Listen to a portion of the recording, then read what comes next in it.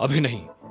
जब तक चीजें साफ नहीं हो जाती तब तक किसी को भी भनक नहीं लगनी चाहिए कि टाइगर लौट आया है। मोंटी जो कर रहा है उसे करने दो, अकरम ने कहा।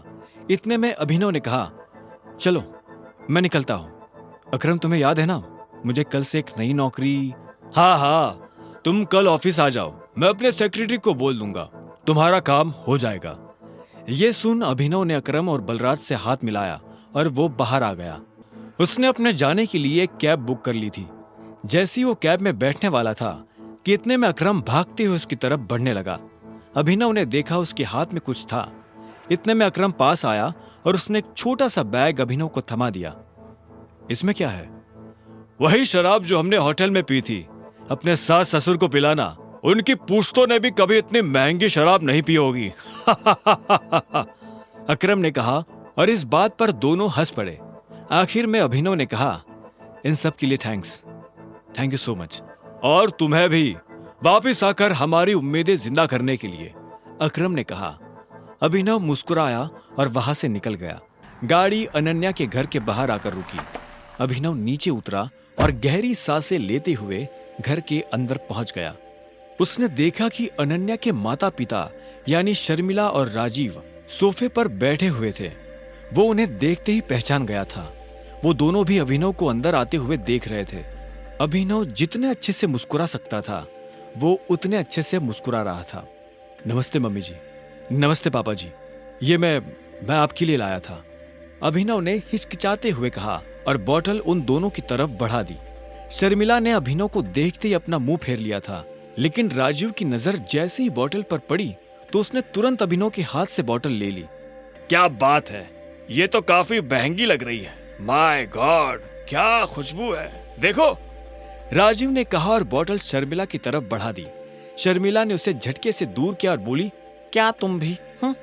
मुझे तो लगता है कि ये कहीं से बोतल चोरी करके लाया होगा। तुम्हें लगता है कि इसके जैसा आदमी इतनी महंगी शराब अफोर्ड कर पाएगा? जो कुछ भी हुआ है उसके बारे में हमें सब कुछ पता है।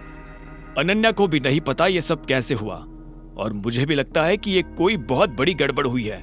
पर जो भी हो, अब तुम्हारा और अनन्या का जो रिश्ता है उसे बदला नहीं जा सकता। अभिनव ने हाँ में सिर हिला दिया। वैसे भी जो कुछ हुआ उसका उसे मलाल नहीं था।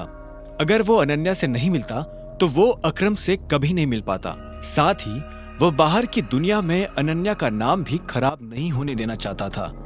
ऐसे में वो भी नहीं चाहता था कि ये शादी टूटे। राजीव ने आगे पूछा, तो तुम काम क्या करते हो?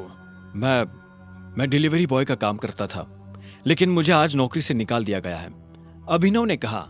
उसके ये शब्द किसी बम की तरह उन दोनों पर गिरे। इससे पहले कि शर्मिला कुछ कहती, राजीव ने कहा, कोई बात नहीं, लेकिन तुम्हें जल्द से जल्द कोई नई नौकरी ढूंढनी होगी। अब तुम जा सकते हो, राजीव ने शांति से कहा। अभिनव उठा और बाहर निकलने लगा। इतने में शर्मिला के गुस्से में और एक उबाल आया और वो अभिनव के पीठ पीछे बोली, देखो कैसा ढीठ है, ओवर कॉन्फिडेंस देख रहे हो इसका? जेब में 10 रुपया नहीं है पर चल ऐसे रहा है जैसे किसी जंगल का टाइगर हो। भाड़ में जाए ऐसा कॉन्फिडेंस। और तुम, नौकरी का मतलब ये नहीं कि कल को तुम पार्किंग लॉट में बैठकर लोगों की गाड़ियों की रसीद काटो। मेरा मतलब है एक नौकरी जैसी नौकरी।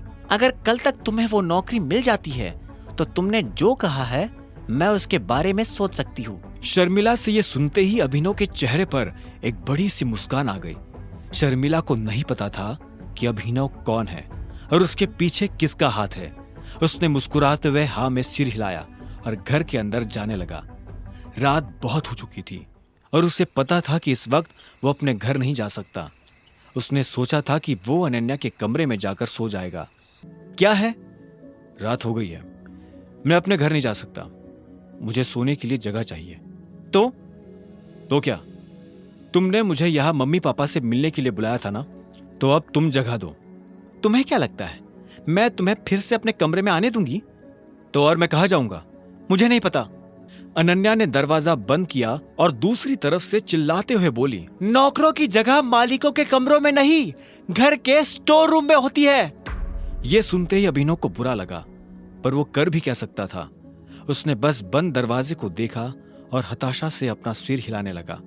आगे की कहानी जानने के लिए देखें अगला एपिसोड सिर्फ पॉकेट एफएम के यूट्यूब चैनल पर, और द रिटर्न ऑफ टाइगर के सारे एपिसोड्स को सुनने के लिए डिस्क्रिप्शन में दी लिंक से डाउनलोड करें पॉकेट एफएम ऐप।